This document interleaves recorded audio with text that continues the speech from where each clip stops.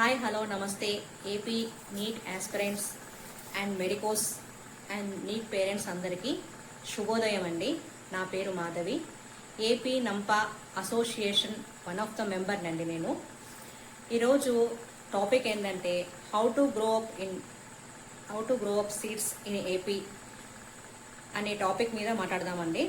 మన ఏపీ రాష్ట్రంలో సీడ్స్ ఎందుకు పెరగడం లేదు, ఈ టాపిక్ మీద ఈరోజు నేను మాట్లాడాలనుకుంటున్నాను. ఆ విషయంలో ఫస్ట్ నేను ఒకటి సాంగ్ వినిపించాలనుకుంటున్నానండి. ప్లీజ్ వినండి జాగ్రత్తగా.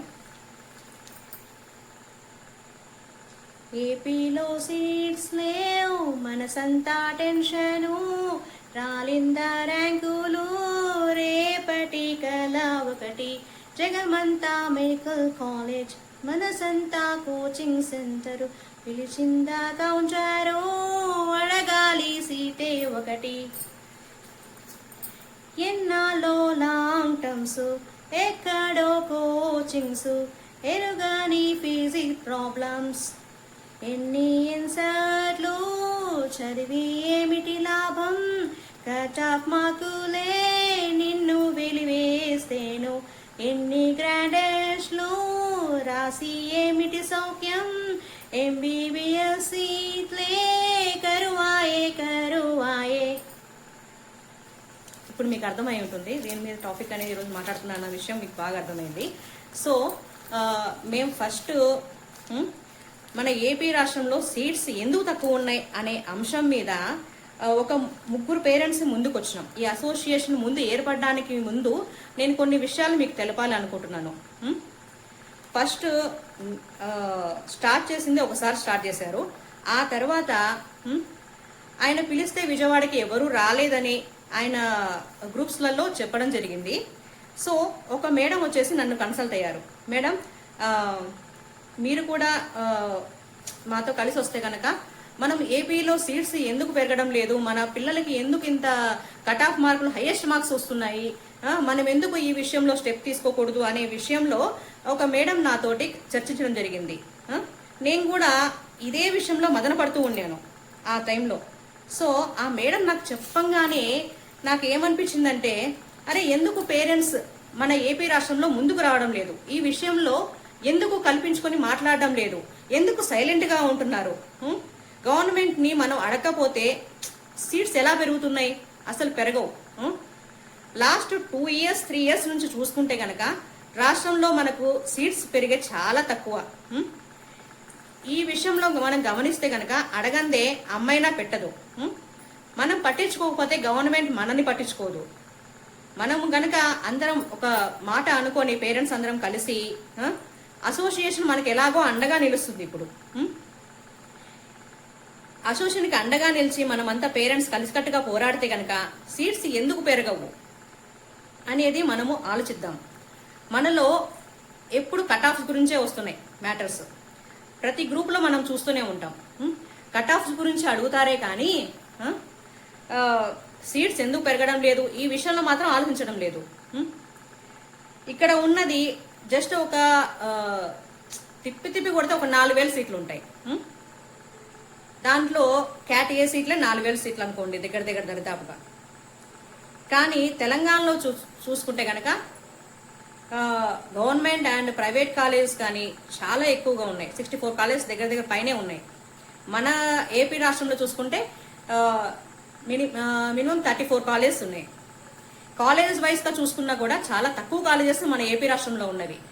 రిమైనింగ్ 17 కాలేజీలు తీసుకురావడానికి రెడీగా ఉన్నా కూడా గవర్నమెంట్ పట్టించుకోకుండా మనని అశ్రద్ధ చేసింది.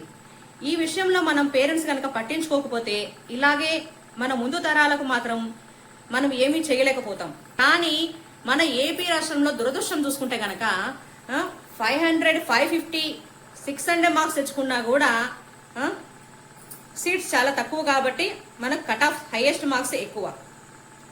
ఈ విషయం ఆలోచించి మన అసోసియేషన్ మనకు అండగా నిలిచింది. మనం ఎందుకు అండగా నిలిచకూడదు వారికి? ఒక 100 మంది అయినా మనము కలిసికట్టుగా పోరాడితే, గట్టిగా పోరాడితే కనుక ఖచ్చితంగా సీట్స్ తెచ్చుకోగలం. ఇది మనం జాగ్రత్తగా మనం ఆలోచించాలి.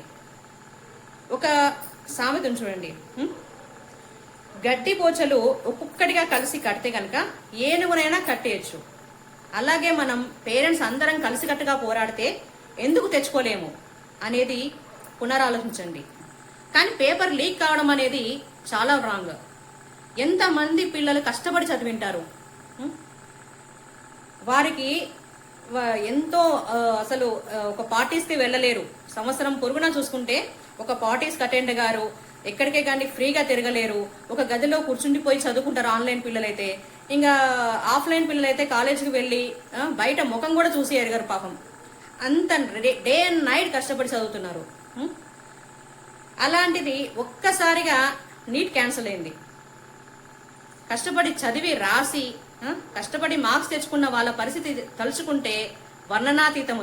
ఇది శ్రద్ధ పిల్లలకు కొంచెం మోటివేట్ చేసి బాగా చదువుకునేలాగా ట్రైనింగ్ ఇవ్వండి పేరెంట్స్ అందరూ ప్లీజ్. దయచేసి చాలా గట్టిగా మనసు మనం దృఢంగా మార్చుకొని సంకల్పించుకొని ఈసారి ఎలాగైనా పోయినసారి కంటే ఎక్కువ మార్క్స్ తెచ్చుకోవాలి అని పిల్లలకి మనం మోటివేషన్ ఇద్దాం.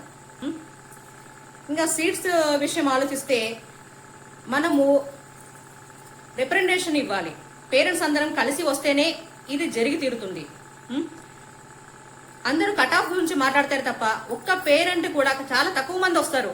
మేడం మేమున్నాము, సార్ మేమున్నాము, మీరు ఎక్కడ ప్రోగ్రామ్ కండక్ట్ చేస్తున్నారో చెప్పండి, మేము అటెండ్ అవుతాము అని కొంతమంది మాత్రమే అటెండ్ అవుతున్నారు. గత సంవత్సరం నుంచి నేను ఉన్నాను అసోసియేషన్లో. ఒక 100 మంది కూడా అటెండ్ కాకుండా జస్ట్ ఒక 20 మంది 30 మంది 50 మంది వస్తే ఏం పని జరుగుతుందండి? అసోసియేషన్ మాత్రం ఏ అసోసియేషన్ ఏం చేస్తుంది ఈ విషయంలో? పేరెంట్స్ అందరూ కలిసికట్టుగా ముందుకు వస్తేనే వారైనా ఏదైనా చేయగలుగుతారు. ప్లీజ్ దయచేసి ఇది గమనించండి.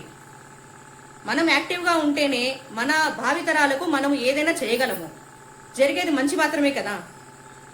మన ఏపీ రాష్ట్రంలో చాలా తక్కువ సీట్లు ఉన్నాయి. ఆ సీట్లు పెంచుకోగలిగితే కనుక ఈ కట్ ఆఫ్స్ అనేది చాలా వరకు తగ్గించగలుగుతాం. ముందుగానే మేము ఒక మాట అయితే ఆలోచించాము. విజయవాడకు వెళ్ళి అక్కడ ప్రోగ్రామ్ కండక్ట్ చేసి అంటే నిరసనలు కానీ జరిపి యూనివర్సిటీకి ఒక రిప్రజెంటేషన్ ఇచ్చి అండ్ సీఎం క్యాంప్ ఆఫీస్కి వెళ్ళాలి. అండ్ అక్కడ కొంచెం ముందుగానే అపాయింట్మెంట్ తీసుకొని అక్కడ మంత్రులను కానీ కలిసి మనము మన పేరెంట్స్ తరఫున మన బాధ చెప్పుకుంటే కనుక వాళ్ళ మనసు కరుగుతుందేమో ఒకసారి ఆలోచిద్దాం. అలాగే ప్రతి కాలేజ్కి మనము రిప్రజెంటేషన్ ఇద్దాం.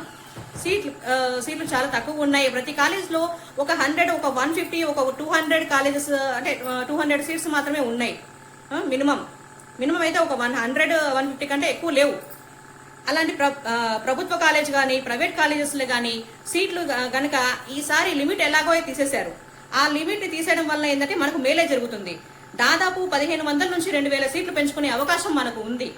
అది గవర్నమెంట్ మనకు అపీల్ మనం గనక రిక్వెస్ట్ చేస్తే కనుక వాళ్ళు గ్రాంట్ చేస్తే కనుక మనకి దాదాపు 1500 to 2000 సీట్స్ పెరుగుతాయి.